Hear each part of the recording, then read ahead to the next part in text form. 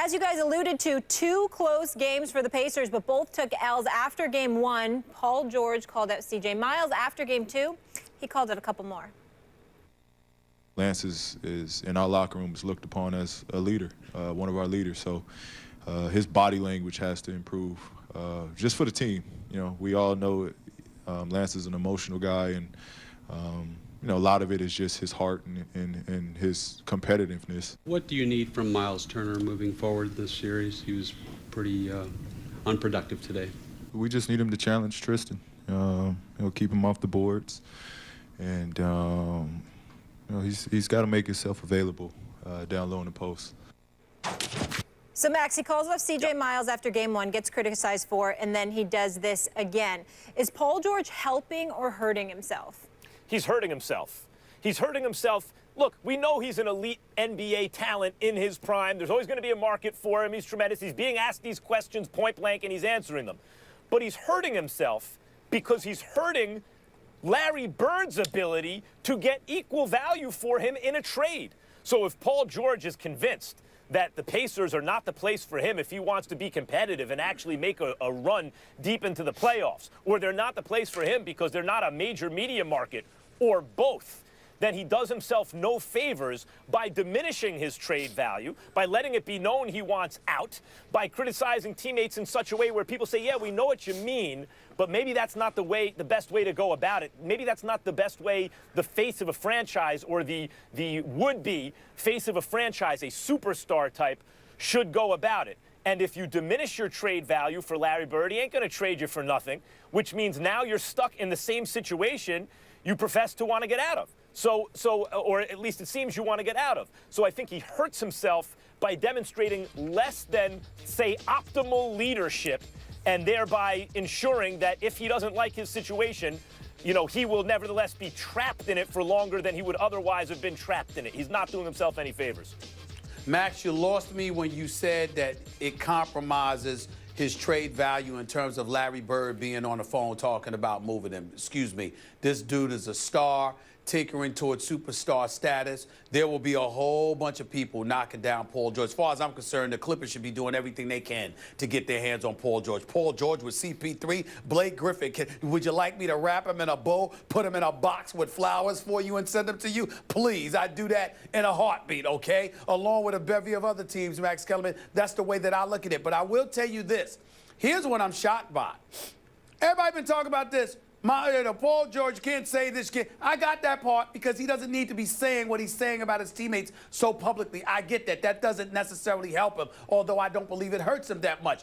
But what I'm shocked by, how the hell have we not brought up Monte Ellis? Excuse me, I just called the cops a few minutes ago, Max, tell them in Indianapolis. There's an APB out for Monte Ellis. 1 for 4 shooting, 2 points. Monte Ellis in 24 minutes, 4 of 8 the other day. So the man has attempted 12 shots, all right, in the last 2 games, okay? 1 for 4 in game 2. It's almost like he's pouting that Lance Stevenson is taking some minutes, for crying out loud. I'm not saying that's true at all. I'm saying that's how it appears. I don't understand this. Where is the potency? Where is the attack mode? Where is the Monte Ellis that I knew and love who could usually drop buckets on anybody at a moment's notice? 25 to 30 points, trying to give it to you because he can't stop you, so the least he's going to do is make you pay for getting at him. Where is that? Do I want to hear about Miles Turner like some damn reporter asked Paul George about it? What about these other dudes? Is that a bigger problem, or is it a bigger problem that Paul George says, apparently honestly, that Lance Stevenson is looked at as a leader in that locker room? What's the bigger problem? Monte Ellis' lack of production, or that Lance Stevenson is a leader in your locker room? I understand for you that might be a trick question, but I'm going to take it seriously and tell you the bigger issue is Monte Ellis. Let me tell you why. When you think about Lance Stevenson and playoff basketball, what you have to hearken back to if you're an Indiana Pacer, Max, is how competitive he is and how much fight he puts out there. He will try to defend. He will get in your face. He will try to irritate and exacerbate. He will try to do all of those things. Yeah, when he's on the Pacers, that's why I said Indiana. I said Indiana now, right? So it's when he's on the Pacers. Once he leaves Indiana, I don't know what happens to him. I have no clue. But in Indiana, this dude shows up and tries to compete. What I'm saying is this time of year, certainly not through 82 games, But this time of year, you need that infusion of animus for the opposition as opposed to admiration. Monte Ellis is a bigger problem because if you Paul George, basically what you're saying is, I need help and I don't have it. Well, and it can't be from some damn Miles Turner. Okay. It's got to be from one of those other dudes. Listen, of course there's going to be a hot market for Paul George, but what I'm saying is the market wouldn't be what it would otherwise be.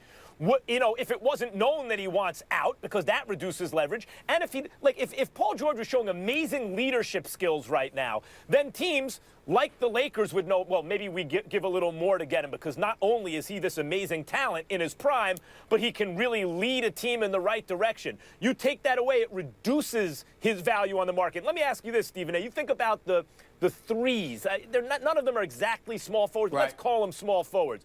LeBron James, Kevin Durant, Kawhi Leonard, Antetokounmpo, and Paul George. Who's dead last in that five? I'd say Paul George. Dead last. But it doesn't really have to be that way, does it? That's bad.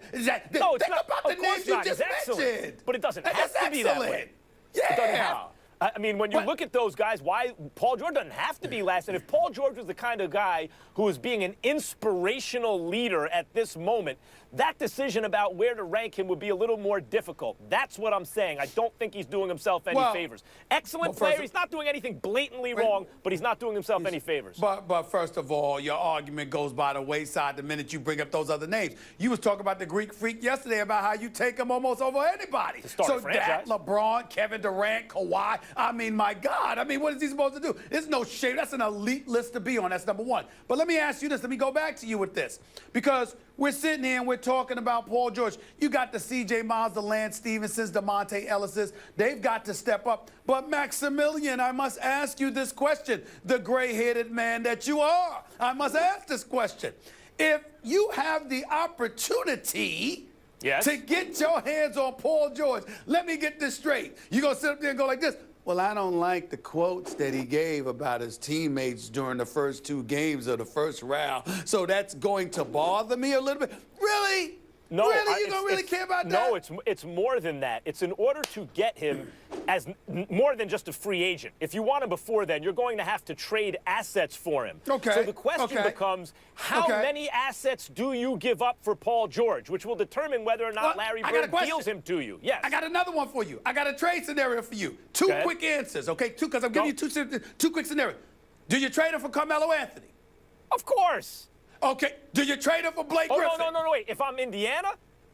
No. If you're the New York, you're the other team on the Paul George for Carmelo Anthony, of course. Right. Oh, what about Blake Griffin? Yes, I do. I rest my case. Well, you wouldn't even think about it. You wouldn't even think about it. When you say elite.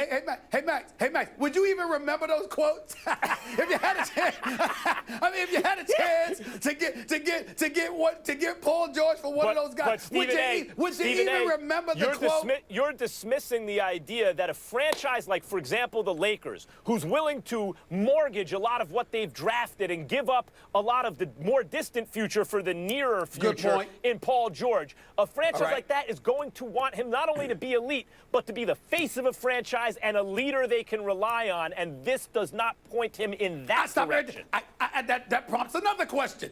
Is there anyone or any amount of players that you wouldn't give up on the Lakers for Paul George? Yes, I would. Absolutely. Absolutely, I would want to hang on to my assets if I were the Lakers. What? Hold on. I'm sorry. What assets? I said the Lakers. D'Angelo Russell, Brandon Ingram.